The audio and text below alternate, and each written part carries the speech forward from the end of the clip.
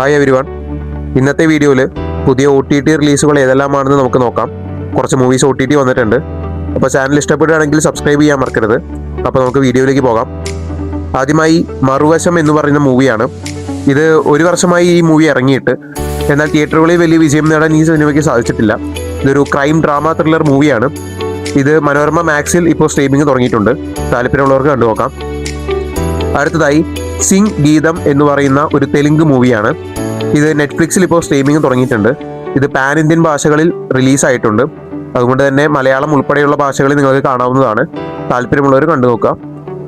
അടുത്തതായി പെഡി എന്ന് പറയുന്ന ഒരു തെലുങ്ക് മൂവിയാണ്. ഇത് രാംചരൺ പ്രധാന കഥാപാത്രമായി വന്നൊരു മൂവിയാണിത്. ഇത് നെറ്റ്ഫ്ലിക്സിൽ ഇപ്പോൾ സ്ട്രീമിംഗ് ആരംഭിച്ചിട്ടുണ്ട്. ഇതും പാൻ ഇന്ത്യൻ ഭാഷകളിലാണ് സ്ട്രീമിംഗ് ആരംഭിച്ചിരിക്കുന്നത്. താല്പര്യമുള്ളവർക്ക് കണ്ടു നോക്കാം. അടുത്തതായി ഡോസ് എന്ന് പറയുന്ന ഒരു മൂവിയാണ്. ഇതൊരു മിസ്റ്ററി മൂവിയാണ്, അതായത് മെഡിക്കൽ മിസ്റ്ററി മൂവിയാണ്. ഇത് മനോരമ മാക്സിൽ ഈ ആഴ്ച റിലീസ് ചെയ്യുമെന്നാണ് വരുന്ന റിപ്പോർട്ടുകൾ. അപ്പോൾ അത് വരുമ്പോൾ താല്പര്യമുള്ളവർ കണ്ടു നോക്കാം. അടുത്തതായി ബൾട്ടി എന്ന് പറഞ്ഞ മൂവിയാണ്. ഒരേ സമയം മലയാളത്തിലും തമിഴിലും റിലീസായ ഒരു മൂവിയാണ് ബൾട്ടി എന്ന് പറയുന്നത്. എനിക്ക് വളരെയധികം ഇഷ്ടപ്പെട്ട ഒരു മൂവിയാണ്. ഇത് സോണി ലൈവിൽ ഇപ്പോൾ സ്ട്രീമിംഗ് ആരംഭിച്ചിട്ടുണ്ട്. താല്പര്യമുള്ളവർ കണ്ടു നോക്കാം. അടുത്തതായി പരിമള ആൻഡ് കോ എന്ന് പറയുന്ന ഒരു തമിഴ് മൂവിയാണ്. ഇതിപ്പോൾ C5 സ്ട്രീമിംഗ് ആരംഭിച്ചിട്ടുണ്ട്. ജയറാം, ഉർവശി എന്നിവർ പ്രധാന കഥാപാത്രമായി വന്ന മൂവിയാണ് പരിമള ആൻഡ് കോ. ഇതൊരു ഫാമിലി ഡ്രാമ മൂവിയാണ്. അടുത്തതായി ത്രികല എന്ന് പറയുന്ന ഒരു തമിഴ് മൂവിയാണ്. ഇത് സൺ നെക്സ്റ്റിൽ ഇപ്പോൾ സ്ട്രീമിംഗ് ആരംഭിച്ചിട്ടുണ്ട്. തമിഴിലും തെലുങ്കിലുമാണ് ഇത് സ്ട്രീമിംഗ് ആരംഭിച്ചിട്ടുള്ളത്. താല്പര്യമുള്ളവർ കണ്ടു നോക്കാം. അടുത്തതായി ഇക്ക എന്ന് പറയുന്ന ഒരു കോർട്ട് റൂം ഡ്രാമ മൂവിയാണ്. ഇത് ഡയറക്ട്ലി നെറ്റ്ഫ്ലിക്സിൽ റിലീസായ ഒരു മൂവിയാണിത്.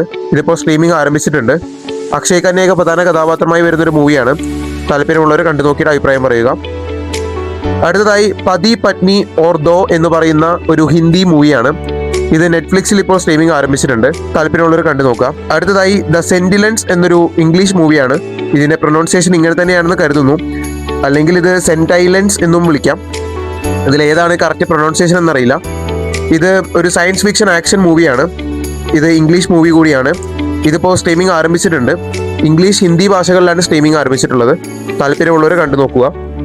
ഇതൊക്കെയാണ് പുതിയ OTT അപ്ഡേറ്റ്സ് എന്ന് പറയുന്നത്. നിങ്ങളിതിൽ കാത്തിരിക്കുന്ന മൂവീസ് ഏതൊക്കെയാണെന്ന് കമൻറ്റ് സെക്ഷനിൽ രേഖപ്പെടുത്തുക.